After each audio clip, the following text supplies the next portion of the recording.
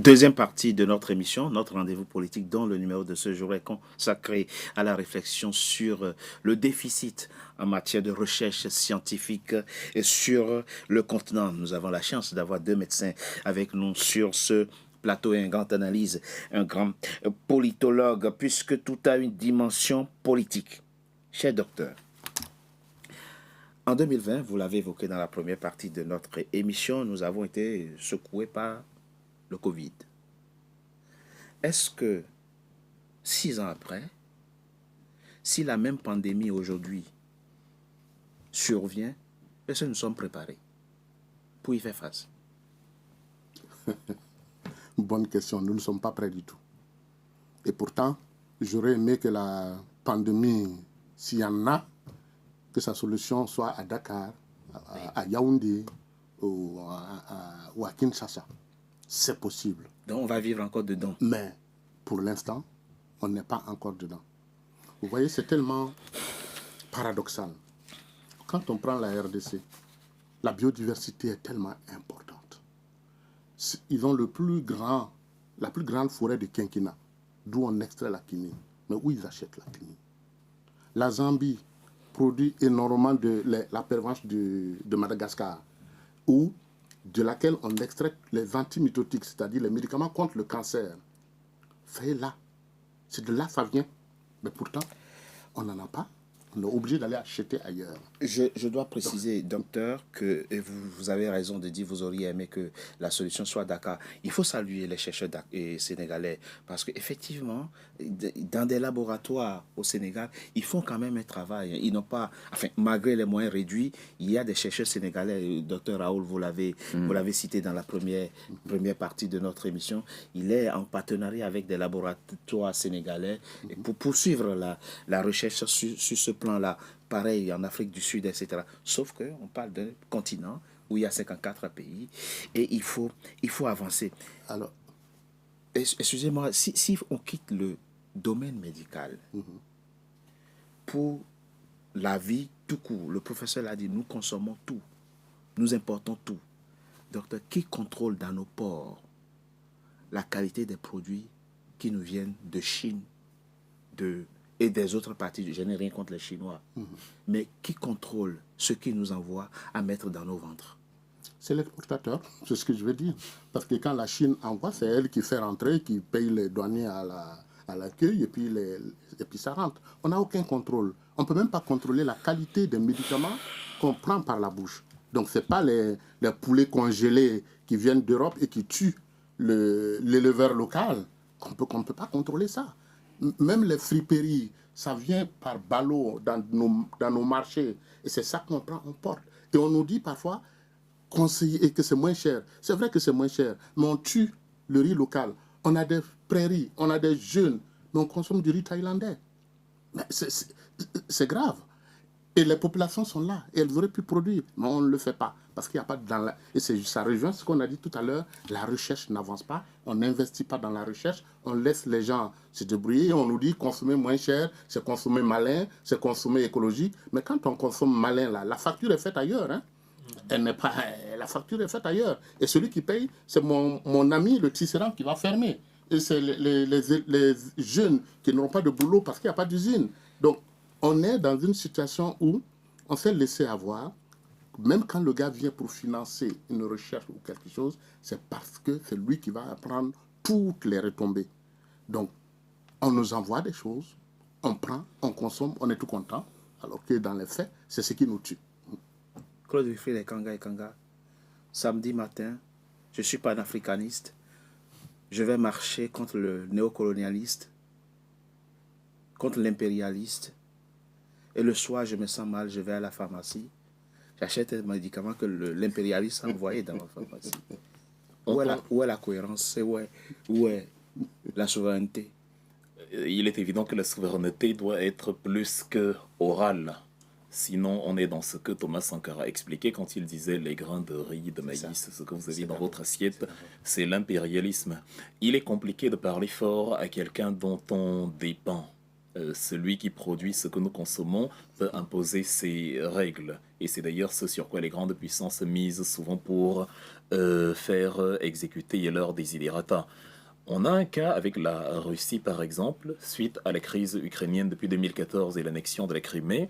L'Union européenne a entrepris de sanctionner la Russie en suspendant les importations, les exportations de céréales vers la Russie. Oui. Vous avez un pays comme la France qui produit entre 35 et 40 millions de tonnes de blé l'an, mais la Russie, justement, s'est servie de l'embargo pour trouver des alternatives endogènes. Et elle est devenue, comme ça, de manière mécanique, le premier exportateur mondial de céréales. Ironie du sort. Avant les sanctions, vous aviez carrément près de 80 millions de tonnes qui étaient exportées par la Russie. Et même depuis les sanctions, vous êtes encore autour de 40-45 millions. Donc il faut avoir une réponse concrète à une sanction concrète. Monsieur Bonny a évoqué Arthur Zhang tout à l'heure, le créateur ou le producteur du cardiopade. Il me rappelle aussi certains de mes amis que je connais personnellement, le docteur Stéphane Kemoué ou encore Arsène Thomas Biolay. Chacun dans son domaine a travaillé dans des secteurs qui peuvent servir à l'Afrique demain. Pour se débarrasser de l'impérialiste, on a besoin, entre autres, de l'indépendance énergétique. Vous avez des jeunes comme Thomas Biolay qui vont travailler à la production d'énergie à travers la fusion thermonucléaire. Ce sont des réactions chimiques qu'on trouve au cœur du Soleil et qui permettent justement d'éclairer la planète où nous vivons. Donc, à domestiquer cette énergie, on pourrait permettre à l'Afrique d'avoir de la ressource électrique ad vitam aeternam, mais il a été, plutôt que promu par les pouvoirs publics camerounais, il a plutôt été repéré par la Polytechnique de Turin, par la General Atomics aux États-Unis, et c'est comme ça que vous vous retrouvez avec les cerveaux africains qui travaillent pour des structures étrangères et qui les font briller, qui les font grandir. Les Américains ne sont pas premiers parce qu'ils sont plus intelligents. Vous allez à la Silicon Valley, Oui. plus de 40% de personnes qui y vivent, qui y travaillent, ne sont pas d'origine américaine. Bien sûr. On a simplement mis à disposition des savoirs acquis un peu partout. On a mis sur pied des centres de recherche, d'analyse. Vous avez la MIT à Boston, vous avez la UPenn, vous avez Oxford, vous avez Harvard, vous Bien avez sûr. au Royaume-Uni, en Grande-Bretagne, ou Panthéon, Sorbonne en France. Des structures qui mettent vraiment le paquet. Vous avez le Canada, où vous voyez énormément de Camerounais qui y vont. Bien Mais sûr. c'est parce que le Canada consacre plus de 12% de son budget à la santé. Au Cameroun, on est en deçà des normes prévues par l'OMS, c'est même pas 5%. Donc forcément, mécaniquement, on se retrouve avec des pays qui font la grande gueule, qui crient la souveraineté, qui crient l'indépendance, mais qui, lorsqu'il faut justement faire parler le nerf de la guerre, l'argent, dans la recherche, on ne le fait pas. Ce n'est donc pas un hasard si l'Allemagne, que vous avez évoquée en introduction, que je connais très bien, vous dépose à ce jour plus de environ 95 brevets. Oui. Ils sont à peu près 90 millions, donc c'est un brevet par million d'habitants. C'est ça. Un prix Nobel par million d'habitants. C'est ça. Et aux États-Unis, vous avez aussi à peu près 300 prix Nobel pour un peu plus de 300-350 millions d'habitants, donc c'est aussi à peu près un prix Nobel par million d'habitants. Ce qui veut dire que le Cameroun, mon pays, ou votre pays, le Bénin, devrait respectivement avoir 30 et 15 prix Nobel à ce jour sur des domaines divers et variés, ce qui n'est pas le cas, et ce n'est pas près d'être le cas quand, simplement pour financer le fonctionnement d'une structure comme la CEMAC, il n'y a pas d'argent et tout s'arrête. Ce n'est pas pour financer la recherche moléculaire, les sciences biomédicales qu'on trouvera de la ressource. Il y a un sérieux à avoir et pour l'instant, il manque cruellement. Professeur Bonny, et le cas de l'Allemagne que vous évoquez est un cas assez intéressant parce que même les étudiants là-bas, quand au début de l'année, on vous affecte un professeur, les étudiants vont faire des recherches sur lui pour voir qu'est-ce qu'il a publié. S'il n'a rien publié du tout, ils font une pétition pour rejeter celui-là. Nous ne voulons pas de lui parce qu'il est un scientifique paresseux, il ne fait pas de publication. Bon, chez nous, il faut déjà avoir la place dans l'amphi pour contester. Professeur, restons pratiques. J'ai parlé des produits chinois, mais encore une fois, on n'a rien contre les Chinois. Au sein de nos ministères de la Santé, il y a une direction, je crois que c'est la santé, si je me trompe, il y a une direction qu'on appelle la DANA, la Direction nationale de l'alimentation et de la nutrition. Ces gens ont pour boulot de contrôler la qualité de la nourriture qui vient sur le pays et qui est produite aussi sur le territoire. Mais les yaourts passent, les boîtes de conserve chinoises passe. Tout passe. Les saucisses passent. Tout passe. Non seulement on n'a pas la volonté de contrôler, mais on n'a même pas les moyens de contrôler. Non, on a les moyens, on ne veut pas simplement les mettre en jeu. À propos des Chinois et de la Covid, pour faire le lien entre les deux, Oui. moi je vais vous raconter une histoire abracadabratesque que j'ai vécue dans un hôpital camerounais où j'exerce quand j'y suis pour encadrer les étudiants. Je fais la visite avec mes étudiants, on fait la visite des malades, et c'était après la Covid. Vous voyez, la fameuse potion du professeur Raoul qui avait donc été adoptée par le ministère de la Santé camerounais avant d'être retirée après. À l'époque où ça l'était, donc les patients Covid dans les hôpitaux camerounais avaient tous 2 médicaments. Donc il y avait l'azithromycine Oui. et puis l'hydroxychloroquine. Oui. Voilà, c'était un package. C'était dans le paquet de la prise en charge au Cameroun. Et moi, je fais la visite. Je suis surpris de voir une tablette où toutes les indications sont écrites en chinois. Il n'y a pas un mot français. Ben, je demande aux collègues, mais c'est quoi ça? On me dit c'est l'azithromycine, donc le fameux antibiotique, Oui. mais produit pour le Cameroun En Chine. Écrit en chinois. Le Cameroun, un pays officiellement bilingue, Enfin, français oui, en tout cas. et anglais. Oui. Le chinois n'est pas une langue officielle au Non. Cameroun. Cette tablette-là, allez savoir si c'est vraiment l'azithromycine, parce que ça. moi, je ne peux pas parier. Vous voyez jusqu'où on est. Et ça, là, ça ne scandalise même pas les praticiens, mes collègues qui sont là, parce que c'est eux qui doivent remonter l'information vers le ministère. Mais pourquoi vous nous importez? Alors, quand vous parlez des yaourts et tout, là où je vous parle de quelque chose qui est concret, parce que là, on a un médicament qu'un patient, parce que le yaourt encore, bon, on le boit, on ne le boit pas tous les jours, c'est peut-être moins nocif que le médicament. Oui. Le médicament, si c'est le poison, vous mourrez. Je vous ai toujours dit que le sous-développement, il est mental d'abord.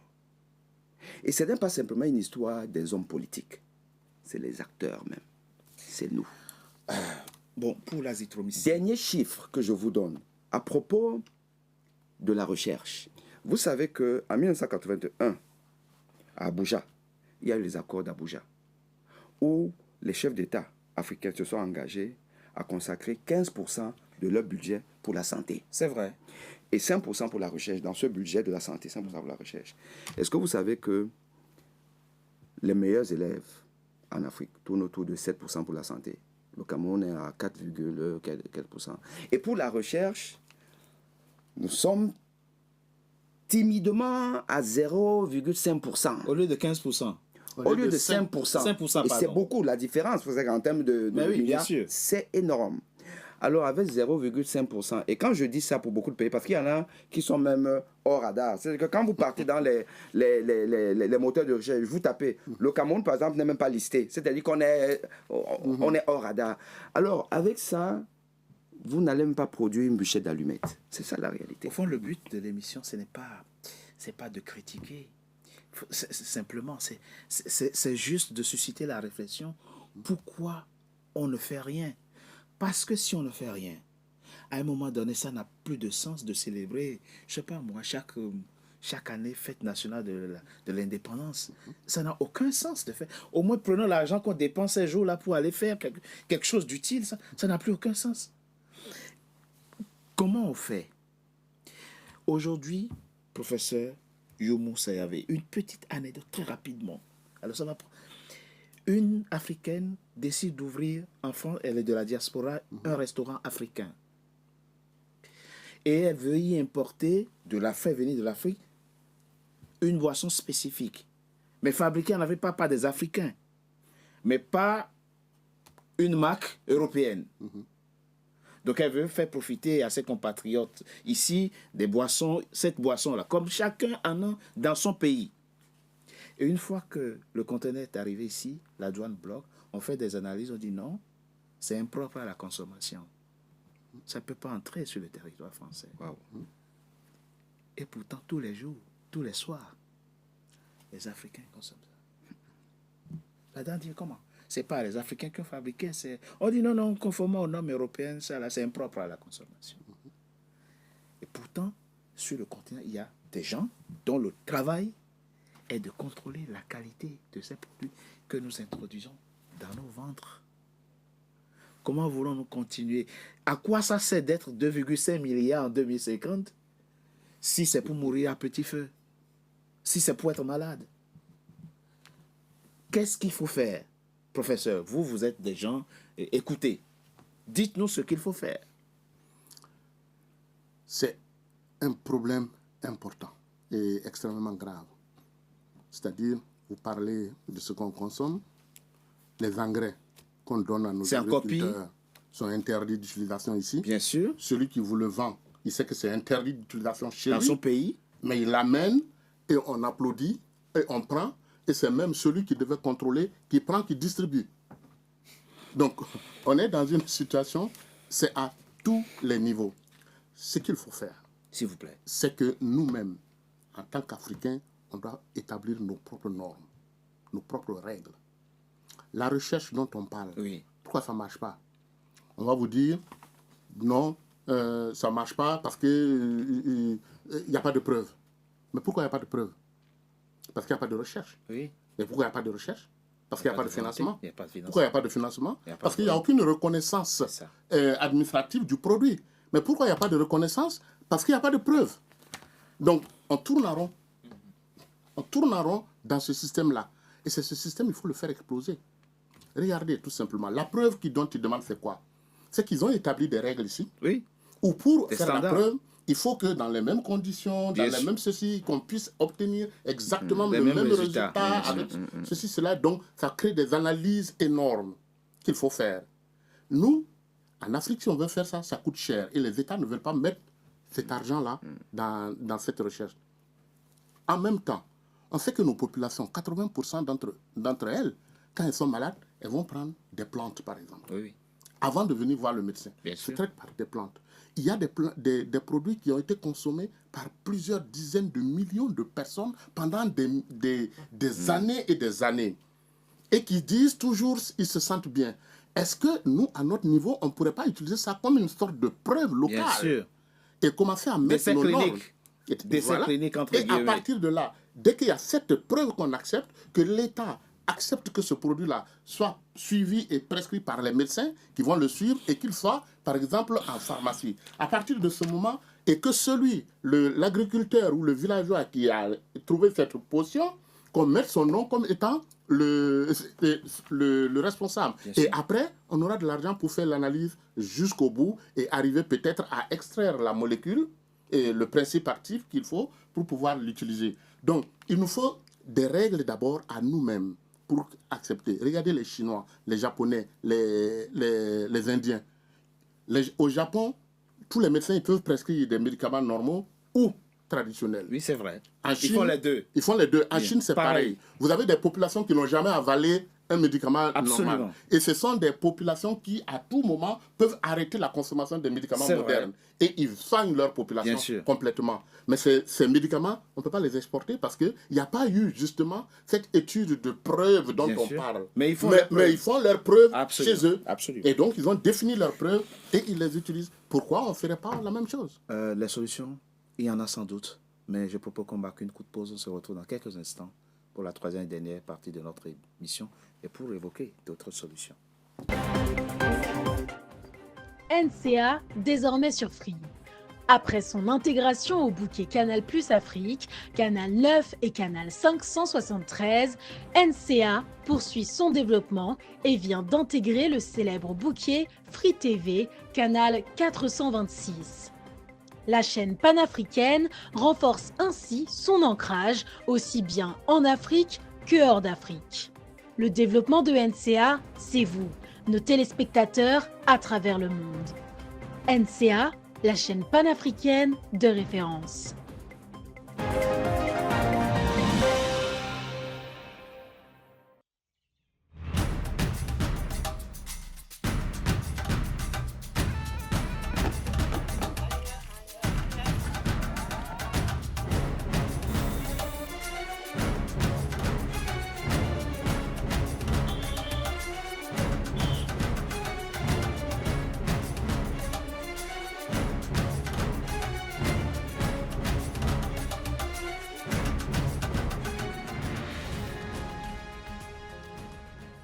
NCA, la nouvelle chaîne africaine.